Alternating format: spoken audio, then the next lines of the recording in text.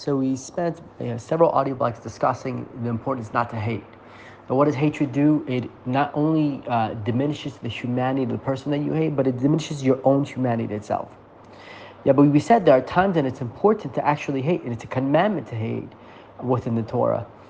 But at the same time, I want to point out a contradiction.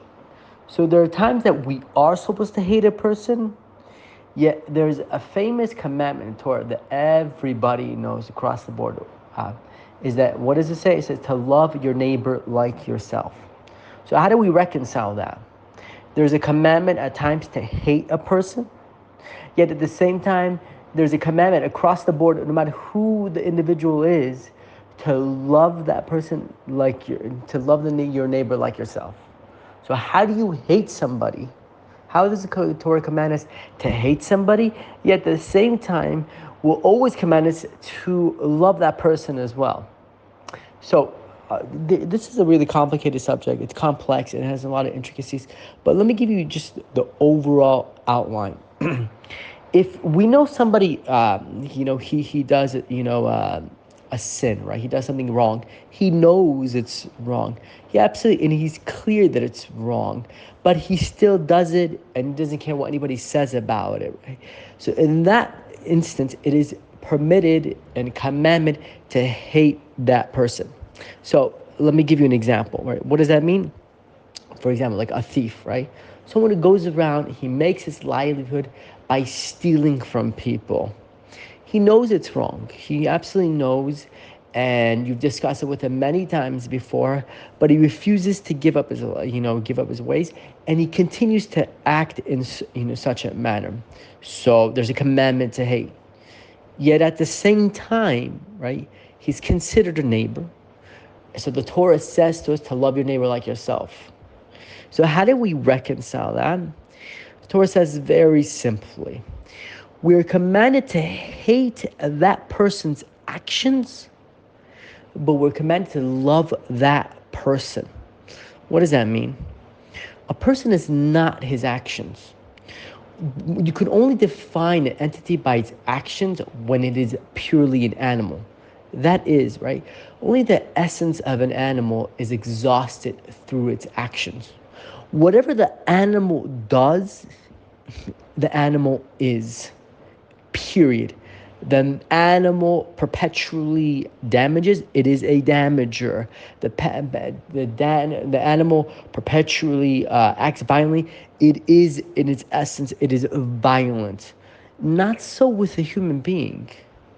When a human being acts, the actions of a human being doesn't define the person. Because the person, could act violently and speak, abusively, what or whatnot, but it doesn't necessarily reflect on who that person is himself. Behind every person's action lies an ocean of meaning of why a person does what he does. And we don't go define a person by the actions that he does. An animal lacks any depth. So what he does, he is. But because a human being has a soul, we don't equate an action with a person's action with a person's essence. Therefore, when a person does wicked actions, we hate his actions. Certainly and definitely, we go out of the way to hate his actions, but not so him. We are commanded to always love him, the essence of who he is as a person. Now, one by one, why are we commanded to hate the person's actions?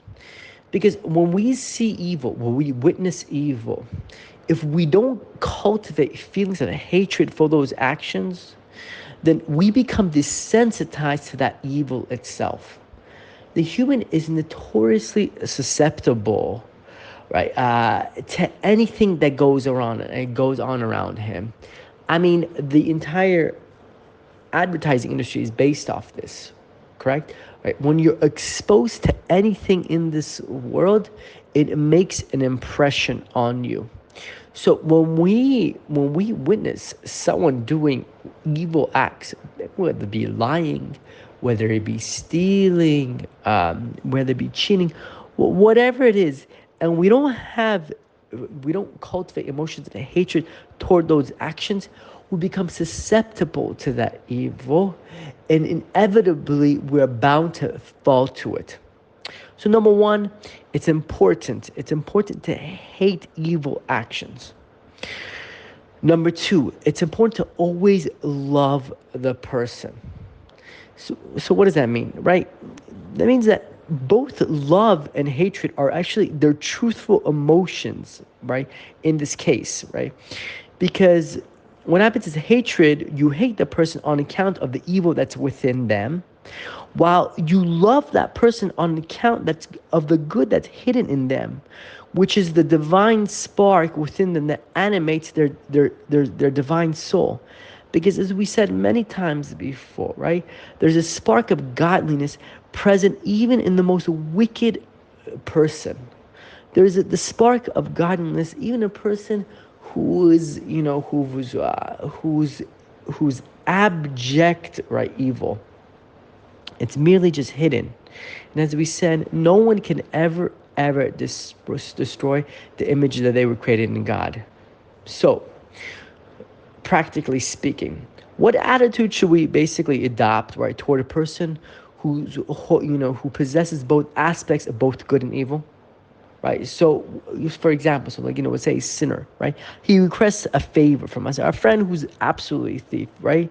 Should be that our hatred, dictates our response to him, or our love. So over here, we have a really basic principle.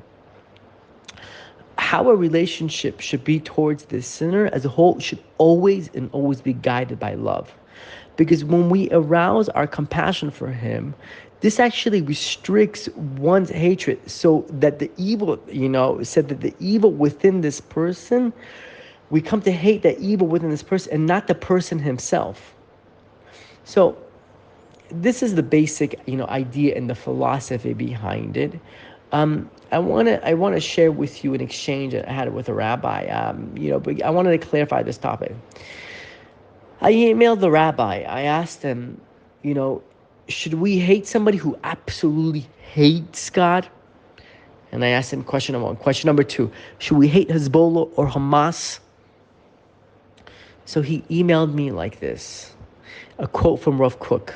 The quote says like this: "The pure righteous do not complain of the dark, but increase the light.